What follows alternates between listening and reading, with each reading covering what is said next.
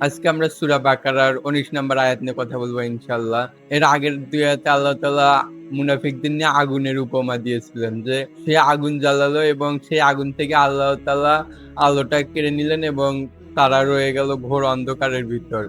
এখন এই আয়াতে আল্লাহ তাআলা বৃষ্টির উপমা দিচ্ছেন। কেন ২ টা উদাহরণ এবং ২ টা আলাদা, আলাদা জিনিস? কুরআনের যে উপমা, কুরআনের যে গল্প এগুলা শুধু এমনি, এমনি নয় বরং এইগুলো আমাদের জন্য শিক্ষা এবং যাদের জন্য উপমা দেওয়া হয়েছে তাদের ভিন্ন রকমের পরিস্থিতি এবং ভিন্ন রকমের চরিত্র সম্পর্কে আমরা এই উপমাগুলোর মাধ্যমে জানতে পারি। এই আয়াতে আল্লাহ তাআলা বলেন, "আও কাসাইবিম মিনাস সামাই" কিংবা যেমন আকাশের মুষলধারে বৃষ্টি। এখানে সাইয়্যিব শব্দ দ্বারা শুধুমাত্র বৃষ্টি বোঝায় না বরং প্রবল বেগে বৃষ্টি।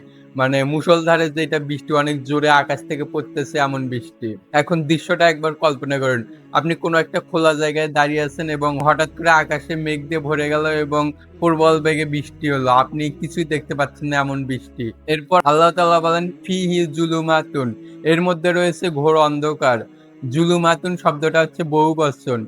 কারণ অন্ধকারের পর অন্ধকার। চারপাশের অন্ধকার, মেঘের অন্ধকার, তাদের পথ না দেখার অন্ধকার এবং তাদের অন্তরের অন্ধকার তো আছেই। ইবনে কাসির রহমাতুল্লাহ আলাইহি ব্যাখ্যা করেন যে এই অন্ধকারটা হচ্ছে তাদের সন্দেহ, নিফাক, দ্বিধা ও অবিশ্বাসের প্রতীক। অর্থাৎ অন্ধকারটা শুধু বাইরেই নয় বরং তাদের অন্তরের ভিতরেই অন্ধকার আছে। তারপর আল্লাহ তাআলা বলেন ওয়ারাদুন এবং বজ্রধ্বনি। এখন রাদুন অর্থ বজ্রধ্বনি, কিন্তু এটা নিয়ে একটা চমৎকার হাদিস আছে।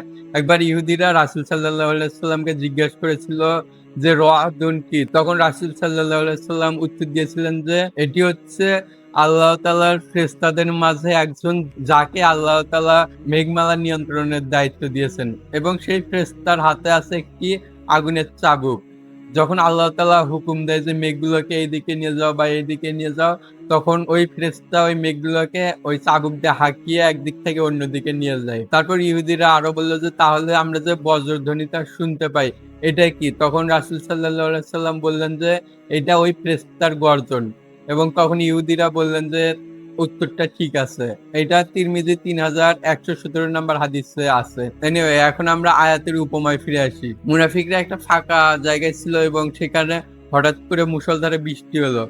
তারপর ঘোর অন্ধকার নেমে এলো এবং বজ্রধ্বনির শব্দ এমন জোরে হতে লাগলো যে তাদের হৃদয় কেঁপে উঠলো। তারা ভয় পেতে লাগলো। ইবনে কাসির রহমাতুল্লাহ আলাইহি বলেন যে এইটা মুনাফিকদের জন্য সতর্কবার্তারও ইঙ্গিত করে।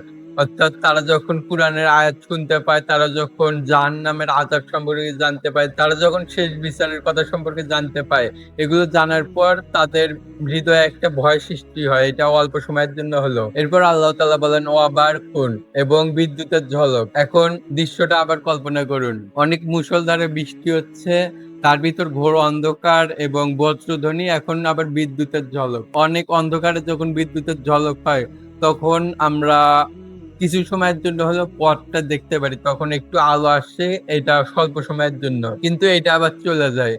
তেমনি মুনাফিকদের হৃদয়েও কিছু সময়ের জন্য হিদায়াত আসে। কিছু সময়ের জন্য তারা ভালো-মন্দ পথ দেখতে পায়। কিন্তু এটা খুব কম সময়ে স্থায়ী থাকে। এরপর আল্লাহ তাআলা বলেন ইয়াজআলুনা আসাবিয়াহুম ফি আযানিহিম। এরপর আল্লাহ তাআলা বলছেন ইয়াজআলুনা আসাবিয়াহুম ফি আযানিহিম। এরপর আল্লাহ তাআলা বলছেন ইয়াজআলুনা আসাবিয়াহুম ফি আযানিহিম।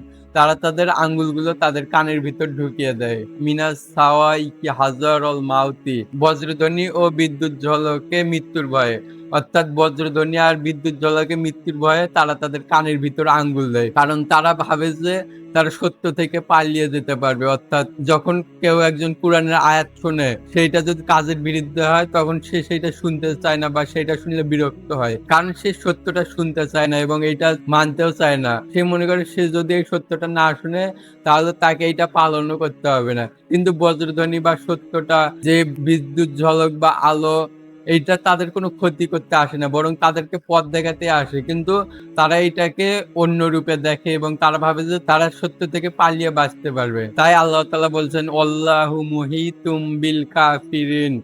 আল্লাহ তাআলা কাফিরদেরকে পরিবেষ্টন করে আছেন। মুহিতুন অর্থ চারদিক থেকে ঘিরে ফেলা, অর্থাৎ চারদিক থেকে কাফিরদেরকে ঘিরে আছেন আল্লাহ তাআলা। তারা যাই করুক না কেন তারা পালাতে পারবে না। তারা হয়তো সত্য থেকে নিজেকে দূরে রাখে। তারা হয়তো এখন নিফাক করে কিন্তু তাদেরকে আল্লাহ তাআলার সামনে দাঁড়াতেই হবে এবং আল্লাহ তাআলা তাদেরকে সবসময় দেখছেন এবং তাদেরকে পরিবেষ্টন করে আছেন। এখন এই ২ টি উপমার মাঝে আমরা একটা দৃষ্টান্ত দেখার চেষ্টা করি। ১ম এ আগুন যেইটা তারা নিজেরাই জ্বালালো।